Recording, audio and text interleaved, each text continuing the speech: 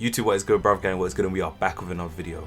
2023 has easily been one of my favourite years in gaming, especially from a JRPG standpoint. With so many insanely good games that have released this year, it was so hard to get around to every single game that dropped throughout the year. So being as it's the end of the year and everyone's lists are dropping, I thought this would be a perfect time to share with you guys my top 5 JRPGs I played in 2023. So before we get into this list, I really want to give some honourable mentions to a few games. Like a Dragon Ishin. So the first game I'd love to give an honourable mention to is Like a Dragon Ishin. This was a game I was highly anticipating right from the game's announcement and did not disappoint at all. From the game's beautiful Edo Japan setting, which is one of my favourite time periods in history, to the insanely deep and gripping story and the super fast and fluid action based combat, Like a Dragon Ishin was a game I had an absolute blast with and is a game I cannot recommend enough. One Piece Odyssey. One Piece Odyssey was one of the first JRPGs to drop in 2023 and could easily be a forgotten game from this year. I really feel One Piece Odyssey is an underrated gem that dropped this year and easily could have made my top 5 list of JRPGs from this year. The game's turn-based combat, which I absolutely adore, and the game's One Piece charm through all of its characters and story, the game really stood out to me and actually caught me off guard at how great it was. In many future videos to come, whether that be underrated, hidden gems, or just recommending JRPGs in general, One Piece Odyssey is a game I will always recommend from now on. I really feel it's a super slept on game from this year and a game I feel everyone needs to play. Persona 5 Tactica. Now Persona 5 Tactica did drop in an insanely stacked month in November with some big hitters like Star Ocean the Second Story Art and Super Mario RPG dropping around the same time, but it was still a game I remained highly interested in. Of course, the game being another Persona 5 spin-off caught my attention. Since I'm a huge fan of the Phantom Thieves and Persona 5 as a whole, this game really caught me by surprise. The game's tactical combat is something that I really love throughout the game, and of course the chibi art style used for the characters I felt fit the aesthetic of the game so well. Persona 5 Tactica may have slipped under the radar for some, or maybe some might have felt the Persona 5 burnout, but it's for sure a game I'm having a blast with. I have not completed it yet, but from what I've played, I absolutely love this game and cannot recommend it enough. Super Mario RPG. Now I personally never got to play the original Super Mario RPG on the SNES, but from everything I heard, this game was held in high regard, and after playing the recent remake, I can see exactly why. The game has this beautiful charm about it. All the characters bounce off each other so well, and the writing can be absolutely hilarious at times. The combat was something I loved. It took more of an engaging approach to turn-based combat, where you had the chance to perfectly time attacks to do double damage or block incoming attacks. So despite the endgame puzzles, which was probably my only one gripe with the game, I really loved my time with Super Mario RPG, and after playing, I could see why this game was held in such high regard and is a game I cannot recommend enough. Dragon Quest Monsters: The Dark Prince. Now you guys will know my full thoughts on this game in my review. Massive shout out to Square Enix for the review code, which will be dropping in the coming weeks. It was sadly delayed due to me being sick the last few weeks, but from what I've played so far, it's honestly one of the most slept on JRPGs of 2023, and is a game I 100% implore more people to play, and as mentioned, I will share more of you guys in my review, but it's definitely a game I really felt I had to include as an honourable mention from this year. Now I could be here forever talking about honourable mentions, but there were just so many insanely good JRPGs that dropped this year.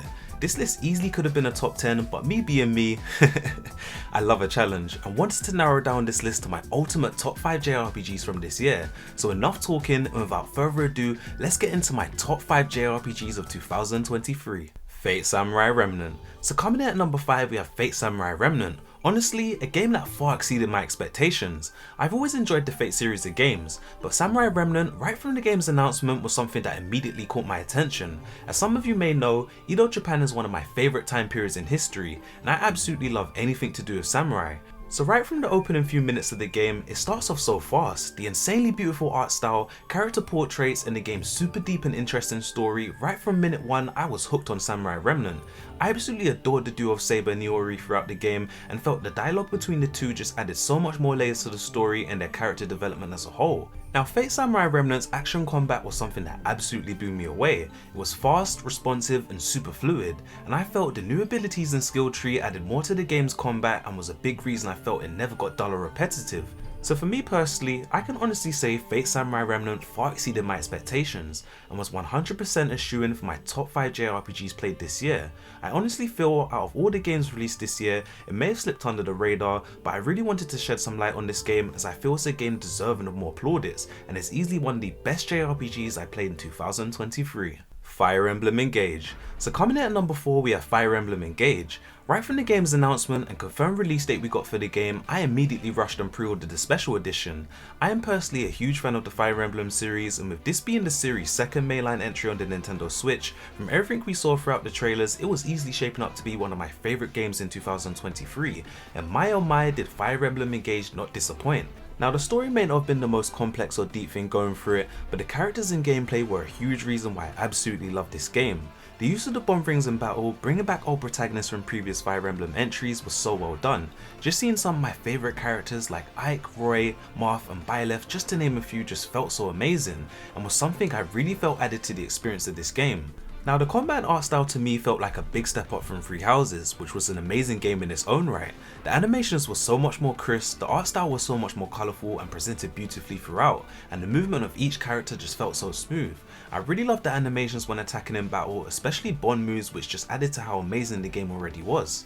Now a special mention has to go out to the supporting units in Fire Emblem games. I really feel they make your experience that much more fun outside of the more overpowered units and main protagonists, with some of my favourite units being first Kagetsu. He was an absolute beast throughout my playthrough and came to be a one-hit crit killing machine in the late game. Diamond was also another who was so insanely strong, paired together with Roy's bond ring. I just absolutely love cleaning through enemy units with him. And last but definitely not least, we have Citrine. Citrine for me is best girl, and her thunder magic got to a stage where she was insanely strong even without a bond ring equipped, and I am personally such a huge fan of mages in Fire Emblem games. So for me personally, Fire Emblem Engage was just such a fun experience, and as mentioned, although the story was nothing to write home about, but from a gameplay standpoint was so much fun. It was a game that throughout the year never left my top 5 list, and is a big reason why it was one of my favourite JRPGs from this year. Octopath Traveler 2. So coming in at number 3 we have Octopath Traveler 2. Octopath Traveler 2 for me was an insane step up from the already brilliant first game. I felt this time around the character stories were deeper and the voice acting played a huge role in this too, just from me wanting to see how the stories of each character would play out. From the game's beautiful HD 2D art style, which I felt Team Asano couldn't really improve on, but somehow found a way to make it look even more beautiful through the use of things like lanterns at night and fireflies, which really added to your immersion in the game's beautiful world. For me personally, each character's story this time around just felt so much more interesting, with some of my favourite characters being Hikari, Throne, Oswald, Temenos and Particio.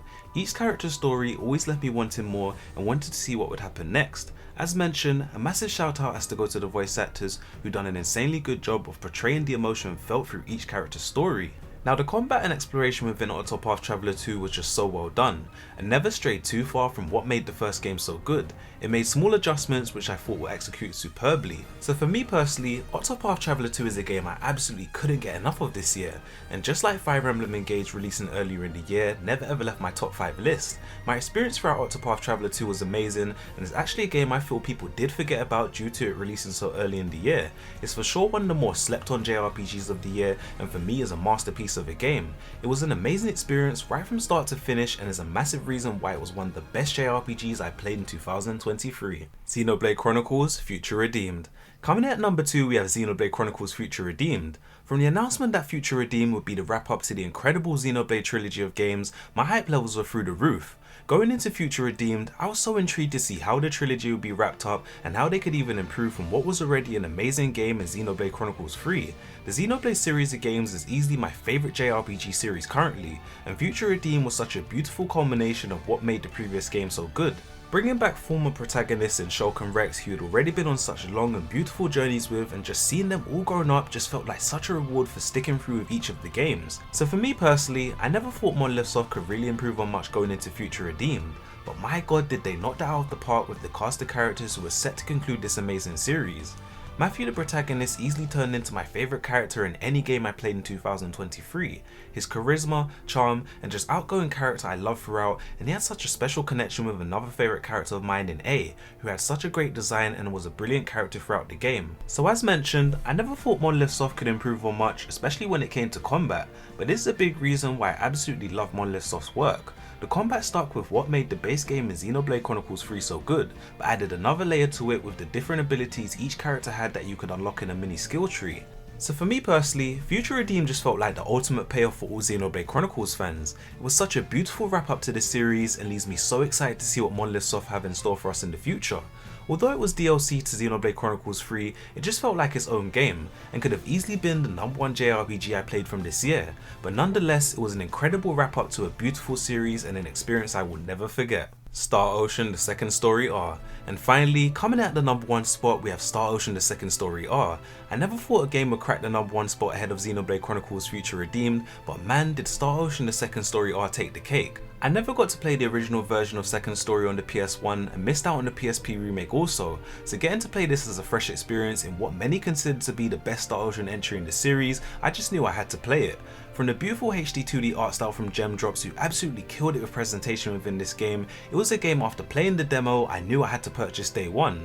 Right from the start of the game, which does have a slow start, there was something about the charm of the world of Expel and the characters that drew me in so fast. One thing that I absolutely loved about this game was the characters, and Claude in particular.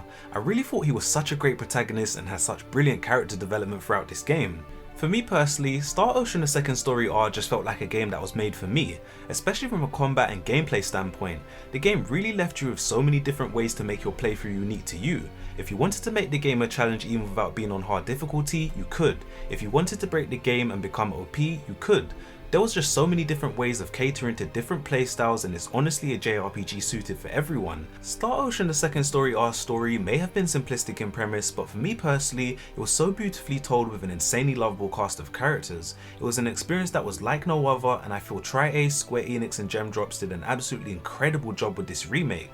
I can honestly say it's one of the best remakes I've ever played to date, and I'm so happy I was able to experience this beautiful JRPG for the first time, and there's a massive reason why it's my favourite JRPG of 2023. So that'll do it for this video guys. I really appreciate you guys for watching. 2023 has been such an amazing year for gaming and the genre of JRPGs especially. I'd love to know what your top 5 JRPGs or just games in general of 2023 were, so please let me know down below in the comments. Also, I want to give a massive shout out and thank you to all of you guys who have subbed to the channel and watched videos and just shown so much love to me throughout the year. You guys' support means more to me than you know, so we're going to keep it rolling 2024. So please like, sub, share if you're new, hit that notification bell so you get notified of my videos first, and I hope I can be you guys' #1 source for all JRPG news. So for me too, this has been your bruv, the big bruv, and I'm gonna catch you guys in 2024. Have a blessed and safe new year, much love to you all, I'm out, peace!